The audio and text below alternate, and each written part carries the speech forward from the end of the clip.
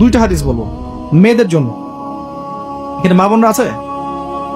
নবী সাল্লাল্লাহু আলাইহি ওয়াসাল্লাম বলেছেন শেষ জামানার সবচেয়ে বড় ফিতনার নাম কি বলেন?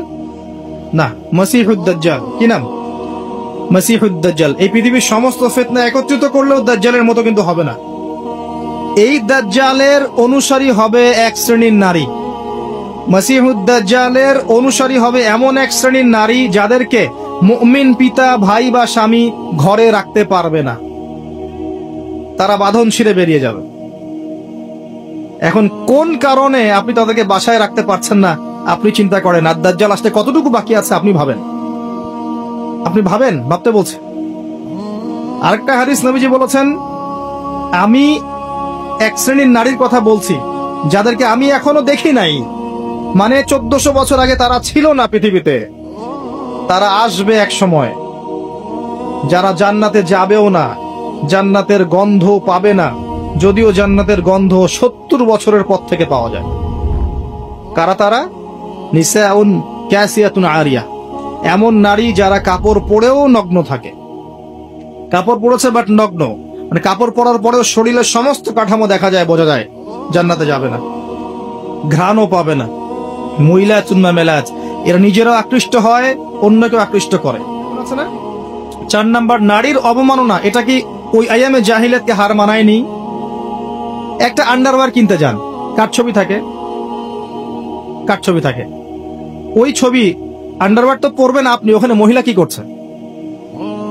ইভেন একটা গাড়ি কিনতে যান, দেখবেন সেখানে একটা মডেল কে দাঁড়িয়ে আছে, ছেলে না মেয়ে? মাশাআল্লাহ। যেখানে যাবেন সেখানে। কাপড় কিনতে যান, দেখবেন মহিলার পুতুল রেখে দিয়েছে, ওই পুতুলের মধ্যে মেয়ের কাপড়টা না পরালে ব্যবসা হবে না ভাই। উসমান রাদিয়াল্লাহু আনহু ব্যবসা করেন নাই? আব্দুর রহমান বিন আউফ রাদিয়াল্লাহু আনহু ব্যবসা করেন নাই? দীর্ঘদিন আবু হানিফা রাহিমাহুল্লাহ তিনি ব্যবসা করেন নাই কাপড়ের? আমাদের ইমাম আবু হানিফা রাহিমাহুল্লাহ ব্যবসা করেননি কাপড়ের? উনার দোকানে এরকম ডল ছিল। আমরা হানাফি না, হানাফি মাযহাব ফলো করি না, আমরা তার উত্তরসূরি কই হতে পারলাম? আমার দোকানে মহিলার মূর্তি কেন?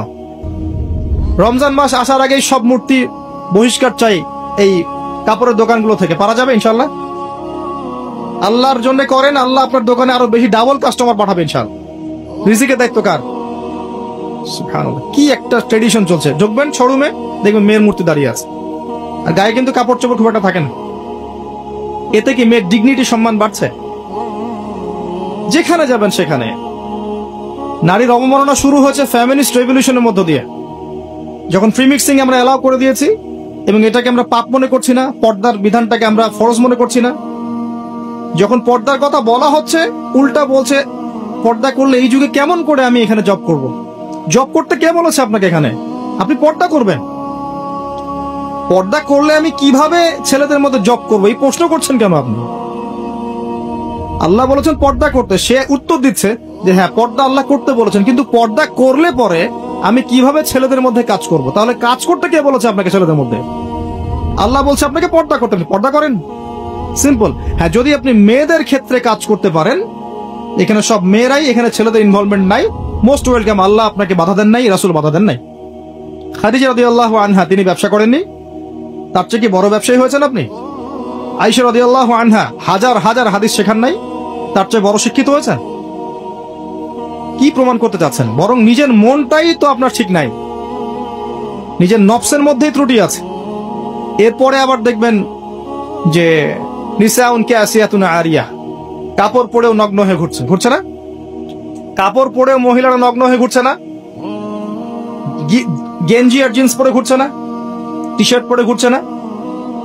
এগুলো দেখার জন্য কি চোখ দিতে হয় না চোখে পড়ে যায়? ডান বাম এদিক ওদিক যেদিকেই তাকাবেন সেদিকেই দেখতে পারবেন। আপনি চোখটা রাখবেন কোথায়? আকাশের দিকে নাহলে মাটিতে? দুটোই সেফ অপশন দেখি আমি। হাঁটার সময় আকাশের দিকে তাকায় হাঁটবেন, নাহলে মাটির দিকে তাকায় হাঁটবেন, এছাড়া কোনো অপশন দেখা যায় না। শহরে তো আরো মারাত্মক অবস্থা। যেখানে যাবেন, দোকান, শপিং মলস, ব্যাংক, এয়ারপোর্ট, আপনার পলিটিক্যাল মিছিল, আপনার সামাজিক সংগঠন, যেখানে ঢুকবেন সেখানেই ফ্রি মিক্সিং।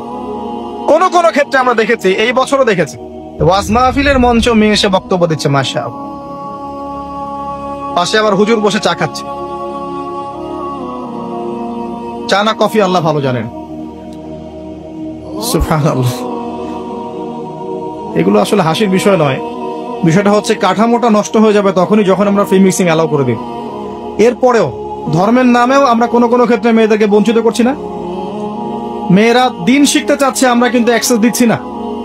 কোরআন হাদিস শিখতে চাচ্ছে, তাদের জন্য উপযুক্ত প্রতিষ্ঠানগুলো করতে পারছি না, করতে পারলেও খুব সংখ্যায় কম।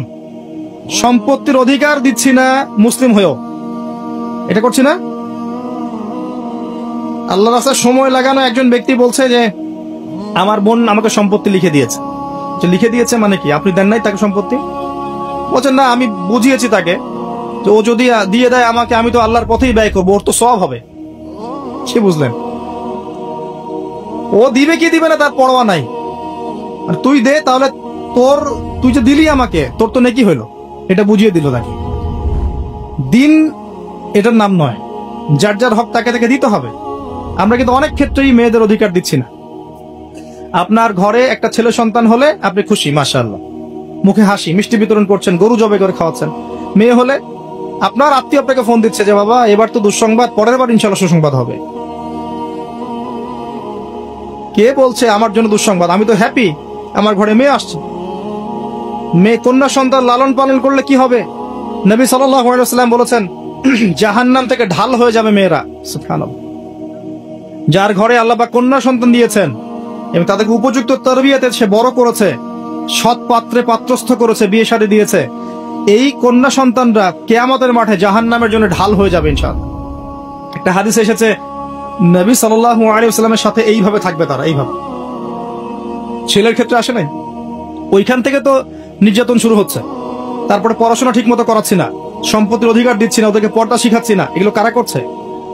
আমরা করছি। পরে ফ্রি মিক্সিং অ্যালাউ করছি। আপনার মেয়েকে আপনি পুরুষ টিচারের কাছে প্রাইভেট পড়াতে পাঠাচ্ছেন কেন? স্কুলে পড়ুক আর কলেজে পড়ুক, আপনি পুরুষ টিচারের কাছে ওকে একান্তে নীরবে নিভৃতে প্রাইভেট পড়তে পাঠাচ্ছেন কেন? আপনার বাসায় পুরুষ টিচার আসছে, আপনার মেয়েকে একা একা পড়াচ্ছে কেন একটা রুমের মধ্যে? এই সুযোগ কে করে দিচ্ছে? আপনি তো ঘরের মধ্যে একটা পতিতালয় খুলেছেন। যখন একটা ছেলে একটা মেয়ে একা একা থাকবে, তৃতীয় পক্ষ থাকবে সেখানে শয়তান। আস্তে আস্তে সেই টিচারের হাতেই দেখবেন মেয়ে ধর্ষিত হয়ে গেছে। ধর্ষিত না হলেও মেয়ে নিজেই প্রেম করে পালিয়ে যেতে পারে। অ্যাক্সেস কে দিচ্ছে? আমরা দিচ্ছি। এরপরে দেখবেন যে মিডিয়ার মধ্য দিয়ে দেখবেন যত জেনা, ব্যভিচার, পর্নোগ্রাফি, অশ্লীলতা, পরকীয়ার সিরিয়াল, সব সিরিয়ালগুলোকে একত্রিত করে যেন গিলাই খাওয়ানো হচ্ছে। আপনি বাঘের মুখ থেকে হাড্ডি নিয়ে আসতে পারবেন, গোশত নিয়ে আসতে পারবেন, আপনার ওয়াইফের হাত থেকে রিমোট নিতে পারবেন না। একদম সন্ধ্যা লাগবে, বসবে, রাত 10টা পর্যন্ত 4-5টা সিরিয়াল দেখবে, তারপরে ঘুম। নিত্যদিনের রুটিন। আমি একটা বয়স্ক মহিলাকেও দেখেছিলাম, সুন্দর মতো মাগরিবের নামাজ হলো, নামাজ পড়লো, মাশাআল্লাহ। নামাজ পড়া পরে বলছে বাবা আমি এখন কোরআন পড়বো। ঠিক আছে, মাশাআল্লাহ, দাদি পড়েন। দাদি কোরআন পড়া শুরু করলো, এক পারা কোরআন পড়ে শেষ। খেতে বসো, খেতে বসলাম, খাওয়া দাওয়া শেষ।